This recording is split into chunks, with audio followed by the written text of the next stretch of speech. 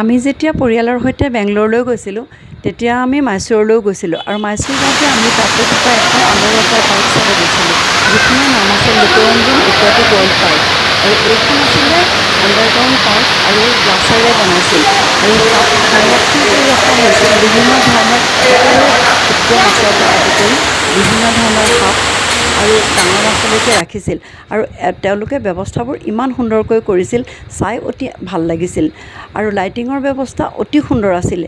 তাতে মাছক খাদ্য দিয়া এটা ব্যৱস্থা কৰি ৰাখিছিল, যিটো চাবলৈ অতি বেছি সুন্দৰ হৈছিল।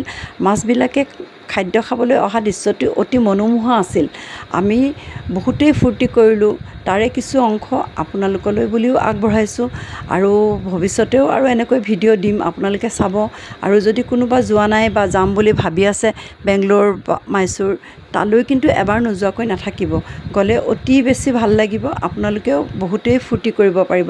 আমি বহুত ফূৰ্তি কৰিলোঁ, সেইবাবে ভিডিঅ'টো আপোনালোকলৈ আগবঢ়ালোঁ। চাই থাকিব, আগলৈও ভিডিঅ' দি থাকিম। ধন্যবাদ।